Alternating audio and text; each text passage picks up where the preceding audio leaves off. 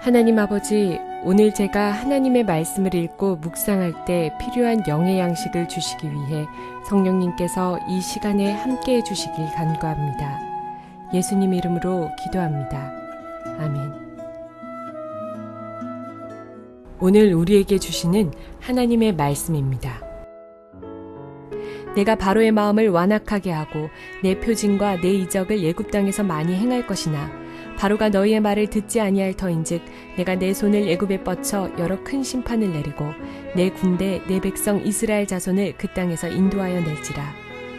내가 내 손을 애굽 위에 펴서 이스라엘 자손을 그 땅에서 인도하여 낼 때에야 애굽 사람이 나를 여호와인 줄 알리라 하시매 모세와 아론이 여호와께서 자기들에게 명령하신 대로 행하였더라. 그들이 바로에게 말할 때 모세는 80세였고 아론은 83세였더라. 사랑하는 성도 여러분, 평안하셨습니까? 오늘도 주님께서 주시는 말씀과 함께 복된 하루를 열어가시기 바랍니다. 오늘 우리에게 주실 하나님의 말씀은 출애굽기 7장 3절에서 7절 말씀입니다. 우리가 보통 출애굽의 목적을 물어볼 때 그것은 가나안 땅에 들어가는 것이라고 생각합니다. 그리고 또 그 들어가는 가나안 땅은 젖과 꿀이 흐르는 땅이라고 생각합니다. 그래서 우리가 출애굽 구원받아서 광야 생활, 세상을 거쳐가지고 가나안 땅, 즉 천국으로 들어가는 그것으로 우리가 출애굽에 대한 것을 생각하기도 합니다. 물론 그것은 맞는 얘기입니다. 성경이 그것을 가르쳐주고 있습니다. 그러나 하나님께서는 또한 출애굽의 기사를 통해서 또 마지막 가나안까지 들어가는 과정들을 통해서 더 중요한 것을 가르치시는 것들이 있습니다. 그것은 바로 가나안 땅은 단순하게 젖과 꿀이 흐르는 땅이 아니라 이스라엘 민족, 출애굽을 한 이스라엘 백성들이 반드시 적들을 물리치고 정복해야 할 땅이라는 것입니다. 여러분, 실제적으로 역사적으로 봐도 어떻습니까? 이스라엘 백성들이 처음에 가나안 땅에 들어갔을 때 그것이 젖과 꿀이 흐르는 땅이었습니까? 아니었습니다. 사실은 그것은 아브라함에게 처음에 그 약속을 해주실 때는 그 약속의 원형은 하늘나라였습니다. 그 젖과 꿀이 있는 영원한 하늘나라를 말씀해 주신 것이었습니다. 이스라엘 백성들도 오히려 가나안 정복하는 것을 통해 가지고 영원한 하늘나라를 가르쳐 주기 위한 방법으로 아브라함에게 이렇게 약속을 해 주신 것입니다. 이스라엘 백성들이 가나안에 들어갔을 때는 많은 적들과 싸워야 했습니다. 다윗 왕 때까지 싸워야 했습니다. 그래가지고 나중에 정복을 하게 된 것입니다. 이것은 무엇을 가르쳐 주냐면 가나안 땅은 가장 음란하고 가장 패역한 그런 사람들이 살고 있는 곳이었습니다. 애굽보다도 하나님께서 더 악하게 여기는 그러한 지역이었습니다. 그래서 하나님께서는 이스라엘 백성들로 하여금 바로 이 가나안에 있는 족속들을 사탄의 가장 대표적인 대적으로 상징시키고 그것과 싸우도록 만든 것입니다. 바로 너희들 출애굽시킨 목적 자체가 그들과 싸워서 그 대적들을 물리치고 그 땅을 완전히 정복하는 것이 내가 바로 너희를 애굽에서 끌어내가지고 바로 가나안 땅에 들어가게 하는 목적이다라는 것을 하나님께서 가르쳐 주시는 것입니다. 바로 거기에 대한 표현이 오늘 4절에 보면은 하나님께서 이스라엘 백성을 향하여 내 군대라고 표현합니다. 이것은 6장에서 아론과 모세의 족보를 논할 때도 이스라엘 백성을 군대라고 표현했습니다. 왜 하나님께서 이렇게 그 이스라엘 백성을 군대라고 표현하고 있습니까? 군대라는 것이 무엇입니까? 편안한 삶에 기거하는 사람들이 군대가 아닙니다. 군대는 어떤 전쟁을 위해서 조직된 단체입니다. 일사불란하게 움직여야 되고 절대적으로 상관의 명령에 복종해가지고 죽기를 각오하고 싸우는 것이 군대입니다. 우리가 언뜻 생각하면은 이스라엘 백성이 출애굽만 하면 다인 것처럼 생각합니다. 홍해바다를 건넜습니다. 그들이 얼마나 감격에 넘쳤겠습니까? 거기서 할렐루야 노래 부르며 나구원 받았네 나구원 받았네 기뻐하면서 찬송하면서 홍해에 아마 머무르고 싶었을 것입니다. 그러나 그것은 시작이었습니다.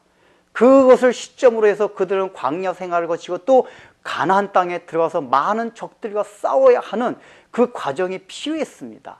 왜 그렇습니까? 원래 출애굽을 시킨 자체가 그것이 하나님께서 원하는 것이었기 때문입니다. 지금 하나님께서는 그들로 하여금 바로 우리의 영적으로 우리 신약시대에 와가지고 영적으로 대적해야 될 그런 싸움들 또 그런 적들에 대해서 이스라엘 백성들을 통해서 가르쳐주고 있는 것입니다. 여러분, 우리가 구원받은 목적이 무엇입니까? 우리는 그저 내 개인의 행복, 내가 천국 가는 거, 그런 것으로만 많이 생각을 합니다. 물론 그것은 구원의 목표 중에 하나가 맞는 얘기입니다. 그러나 부족한 얘기입니다. 우리가 궁극적으로 구원받은 목표, 하나님께서 우리를 구원시킨 목적은 단순하게 애굽에서 탈출시켜가지고 홍해바다 건너게 해서 거기서 즐기며 먹게 하는 것이 목적이 아닙니다. 우리로 하여금 적들과 싸우게 하기 위해서 우리를 불러낸 것입니다. 우리는 그것을 망각하고 살아갑니다. 그래서 구원받았으면 이제 편하고 즐겁고 뭔가 행복한 삶을 누려야 된다고 생각합니다. 그러나 사실은 그것이 아닙니다. 오히려 구원받은 사람의 삶은 늘 치열해야만 합니다. 전투하는 삶이어야만 합니다. 여러분, 군사의 특징이 무엇입니까? 사도 바울은 그것을 군사들은 오롯이 부르심을 쫓아서 늘 달려가는 자라고 하고 있습니다. 여러분, 군사들이 자기가 무엇을 모든 많은 것을 취하고 살아갑니까? 가장 간단한 것만 취하고 살아가고 있습니다. 왜냐하면 언제든지 상관의 명령에 의해서, 국가의 명령에 의해서 전쟁에 나갈 때는 모든 것을 훌훌 털어버리고 떠나야 하기 때문입니다.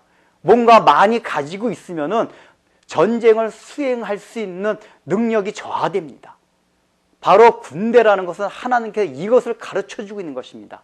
그래서 하나님이 이스라엘 백성들을 나중에 탈출시킬 때 보면은 다 두고 떠나라고 합니다. 간편하게 떠나라고 합니다. 그것이 무엇을 말합니까? 영적으로 어떤 것을 가르쳐 줍니까? 너희가 구원받은 이후에는 이제는 간편하게 하고 뭔가 적들과 싸울 수 있는 자세를 가지고 나가라는 것입니다. 그런데 우리가 구원받은 우리에게 그런 마음들이 있습니까? 우리는 그저 구원받았다는 기쁨, 구원받았다는 즐거움, 그 행복만을 누리려고 하고 있습니다. 물론 그것이 우리가 구원을 받은 그 내용 안에 들어있는 건 사실이지만 그게 다가 아닙니다. 우리는 하나님의 영광을 위하여 저 가나안 땅, 마지막 저 대적의 땅을 정복해야 됩니다. 하나님께서 그 일을 우리 그리스도인들에게 맡기셨습니다. 그 일을 위하여 우리는 군사로서 움직여야만 합니다. 우리는 하나님 앞에 가는 그날까지 군대입니다. 어떤 사적인 개인적인 일에 매여가지고 자기의 삶을 탕진할 수 있는 그런 삶을 살아가는 것이 아니라는 것입니다. 오직 하늘나라의 부르심을 받아서 그 목적에 합당한 삶을 살아가야 됩니다. 간편하게 살아가야 됩니다. 간소하게 살아가야 됩니다. 언제든지 명령이 있을 때는 금방 쫓아갈 수 있는 그러한 긴박하고 긴장된 마음을 가지고 살아가야 하는 것이 우리 그리스도인들입니다. 여러분들은 과연 하나님으로부터 부름받은 하늘나라의 영적 군사들입니까? 기도하겠습니다. 하나님 아버지, 우리는 구원받은 기쁨과 개인적인 행복을 누리는 것으로 우리 예수 믿는 그러한 목적을 삼고 살아가고자 합니다.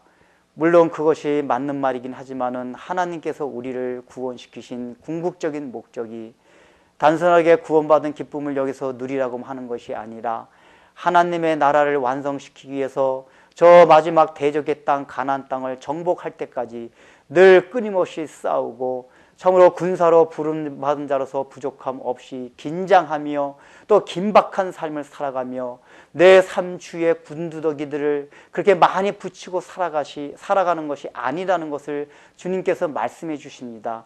과연 우리 삶 주변에 내가 군인과 같이 그렇게 명령에 언제든지 쫓을 수 있는 그런 삶을 살아가고 있는지 우리의 삶을 돌아보게 하여 주시사 우리 그리스도인들이 영적인 군사로서 부름을 받았다는 그 사실을 늘 잊지 않게 하여 주옵소서. 예수님의 이름으로 기도드립니다. 아멘. 영광을 받으신 만유의 주